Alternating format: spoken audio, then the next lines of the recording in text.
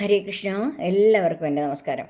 ഇന്ന് വിശേഷപ്പെട്ട ഒരു ദിവസമാണ്. അതെ, ഇന്നാണ് വിനായക ചതുർത്ഥി. ശ്രീ പരമേശ്വരൻ്റെയും ശ്രീ പാർവതീദേവിയുടെയും പുത്രനായ ഗണപതിയുടെ ജന്മദിനമാണ് വിനായക ചതുർത്ഥിയായി ആഘോഷിക്കുന്നത്. സർവവിഘ്നങ്ങളെയും നശിപ്പിച്ച് ഐശ്വര്യം പ്രദാനം ചെയ്യുന്ന ഗണപതി ഭഗവാന്റെ വരപ്രസാദം ലഭിക്കുന്നതിന് ആഘോഷിച്ചു വരുന്ന ഉത്സവമാണ് വിനായക ചതുർത്ഥി. ഭാദ്രപദ മാസത്തിലെ വെളുത്ത പക്ഷത്തിൽ വരുന്ന ചതുർത്ഥി ദിവസമാണ് വിനായക ചതുർത്ഥിയായി ആഘോഷിക്കുന്നത്. കേരളത്തിൽ നമ്മൾ ചിങ്ങമാസത്തിലെ അത്തം നാളിൽ വരുന്ന ചതുർത്ഥി ദിനമാണ് ആചരിക്കുന്നത്. എന്നാൽ വിനായക ചതുർത്ഥി ദിവസം ചന്ദ്രനെ കാണുന്നത് ഒഴിവാക്കണമെന്ന് പഴമക്കാർ പറയാറുണ്ട്. ചതുർത്ഥി കണ്ടതുപോലെ എന്നൊരു ചൊല്ല് തന്നെയുണ്ട്. ഒട്ടും ശുഭകരമല്ലാത്ത, ഏറെ അനിഷ്ടമുളവാക്കുന്ന ഒന്നിനെ കണ്ടതുപോലെ എന്നാണ് ഇതുകൊണ്ട് ഉദ്ദേശിക്കുന്നത്. വിനായക ചതുർത്ഥി ദിവസം ചന്ദ്രനെ നോക്കിയാൽ മാനഹാനിയും ദുഃഖവും നേരിടുമെന്നാണ് വിശ്വാസം. ചതുർത്ഥി ദിവസം ചാന്ദ്രദർശനം നിഷിദ്ധമായതിന് നിദാനമായ കാരണങ്ങൾ ഉണ്ട്. ഈ വിശ്വാസത്തിന് പിന്നിൽ വ്യത്യസ്തങ്ങളായ ഐതിഹ്യങ്ങളുണ്ട്. അതിൽ ഒന്നാമത്തെ ഐതിഹ്യം എന്താണെന്ന് നമുക്ക് നോക്കാം. പണ്ടൊരു ചതുർത്ഥി തിഥിയിൽ ഗണപതി ഭഗവാൻ ആനന്ദ നൃത്തം നടത്തുകയായിരുന്നു. ഉണ്ണിഗണപതിയുടെ വയർ കുലുക്കിയുള്ള നൃത്തത്തെ പരിഹസിച്ച് ചന്ദ്രൻ ചിരിച്ചത്രേ. ആക്ഷേപകരമായി പൊട്ടിച്ചിരിച്ച ചന്ദ്രനോട് ക്ഷമിക്കാൻ ഭഗവാൻ തയ്യാറായില്ല. ഈ ദിവസം ചന്ദ്രനെ നോക്കുന്നവരെല്ലാം മാനഹാനിയും ദുഃഖവും അനുഭവിക്കുമെന്ന് ഗണപതി ഭഗവാൻ ശപിച്ചു.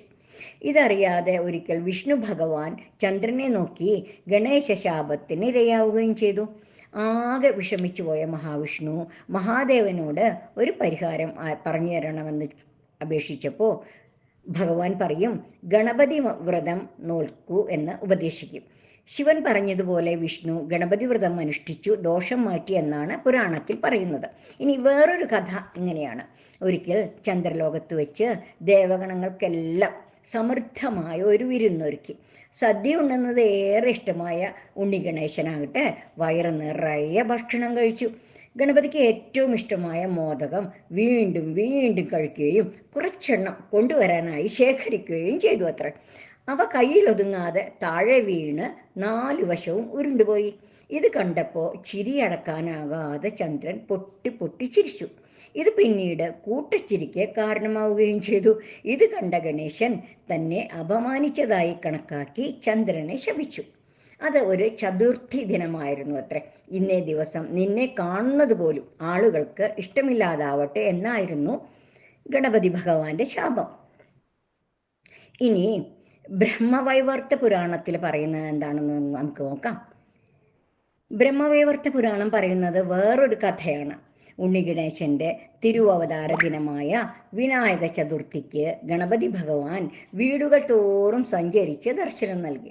ഗണപതി പൂജ നടത്തിയ ഭക്തർ നൽകിയ അപ്പവും മോദകവും അടയും നിവേദ്യങ്ങളും അളവില്ലാതെ ഭക്ഷിച്ച് രാത്രിയിൽ തൻ്റെ വാഹനമായ എലിയുടെ പുറത്ത് കയറി വീട്ടിലേക്ക് പുറപ്പെട്ടു. വഴിയിൽ ഒരു പാമ്പിനെ കണ്ട എലി ഭയന്ന് തെറിച്ചു വീണു. കൊമ്പ് കൊണ്ടതുകൊണ്ട് വയറ് പൊട്ടി മോദകവും അപ്പവും പുറത്തു വന്നു. താഴെ പോയ പ്രിയപ്പെട്ട നൈവേദ്യങ്ങളെല്ലാം ഭാര്യ വയറിനുള്ളിലിട്ട് ആ പാമ്പിനെ പിടിച്ച് ഗണപതി വയറ് വരിഞ്ഞ് കെട്ടിയത്രേ. ഇതെല്ലാം കണ്ട് ആകാശത്തിൽ നിന്ന് ചന്ദ്രൻ ചിരിച്ചു. കോപാകുലനായ ഗണപതി തൻ്റെ കൊമ്പ് പറിച്ച് ചന്ദ്രനെ എറിഞ്ഞു.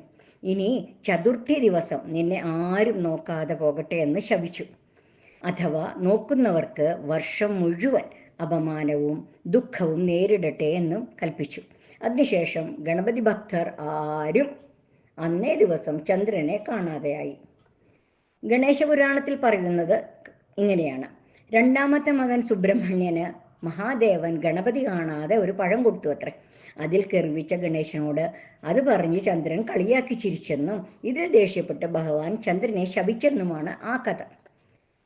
പണ്ടൊക്കെ നാട്ടുമ്പുറങ്ങളിൽ ഓണപ്പൂക്കളം ഇടാനായി കുട്ടികളെല്ലാം വേലിയിലും പറമ്പിലുമൊക്കെ ധാരാളമായി വിടർന്നു നിൽക്കുന്ന പൂക്കൾ ശേഖരിക്കുമായിരുന്നല്ലോ പതിവ്. ആ പൂശേഖരണം ചിലപ്പോൾ സന്ധ്യ മയങ്ങുന്നത് വരെയൊക്കെ തുടരുക പതിവുണ്ടായിരുന്നു. ഓണക്കാലമാകുമ്പോൾ നാടെങ്ങും ആഘോഷ തിമിർപ്പിലും ആയിരിക്കും. പക്ഷേ അത്തം ദിവസം നേരത്തെ വീട്ടിലെത്തണമെന്ന് വീട്ടുകാർ പ്രത്യേകിച്ച് ചട്ടം കിട്ടുമായിരുന്നു. ചതുർത്ഥി ദിവസം ചന്ദ്രൻ വളരെ കുറച്ച് സമയത്ത് മാത്രമേ ആകാശത്ത് കാണുകയുള്ളൂ. ചിങ്ങമാസത്തിൽ അത്തവും ചതുർത്ഥിയും ഒത്തുവരുന്ന ദിവസം ചന്ദ്രനെ കണ്ടാൽ ചെയ്യാത്ത കുറ്റത്തിന്, അതായത് മനസ്സ വാച കർമ്മണ അറിയുക പോലും ചെയ്യാത്ത കാര്യത്തിന് അപവാദം കേൾക്കേണ്ടി വരുമെന്നാണ് വിശ്വാസം. സ്യമന്തകമണി മോഷ്ടിച്ചെന്നും പ്രസേനനെ കൊല ചെയ്തെന്നും ഒരു അപവാദം ഭഗവാൻ ശ്രീകൃഷ്ണൻ നേരിട്ടിരുന്നു. വിനായക ചതുർത്ഥി ദിവസം ചന്ദ്രനെ കണ്ടതുകൊണ്ടാണ് ഭഗവാൻ ശ്രീകൃഷ്ണൻ ഈ അപവാദത്തിൽ പെട്ടതെന്ന് പുരാണം പറയുന്നു. പാർവതീദേവി, ധർമ്മപുത്രർ, രുക്മിണി ദേവി, ശ്രീകൃഷ്ണൻ, ഹനുമാൻ, ഹരിശ്ചന്ദ്രൻ, നളൻ തുടങ്ങി ഒട്ടേറെ ദിവ്യാത്മാക്കൾ അനുഷ്ഠിച്ച വ്രതമാണ് വിനായക ചതുർത്ഥി. സകലഗണനായകനായ ഗണപതി ഭഗവാൻ വിഷമാവസ്ഥയിൽ നിന്നും ഏവരെയും കരകയറ്റി സകലവിധ ഐശ്വര്യങ്ങളും നൽകി അനുഗ്രഹിക്കുമാറാകട്ടെ എന്ന് മനസ്സാ പ്രാർത്ഥിക്കുന്നു. മഹത്തായ സനാതനധർമ്മ പാരമ്പര്യത്തിലെ ഒരു കണ്ണിയാവാൻ കഴിഞ്ഞത് ജന്മാന്തര സുഗതമായി ഞാൻ കണക്കാക്കുന്നു. മഹത്തായ അറിവ് പകർന്നു നൽകിയവരോടുള്ള കടപ്പാട് വിനയപൂർവ്വം സ്മരിക്കുകയും ചെയ്യുന്നു. ഓം ഗം ഗണപതയേ നമഃ. നന്ദി, നമസ്കാരം. സർവം ശ്രീകൃഷ്ണാർപ്പണമസ്തു.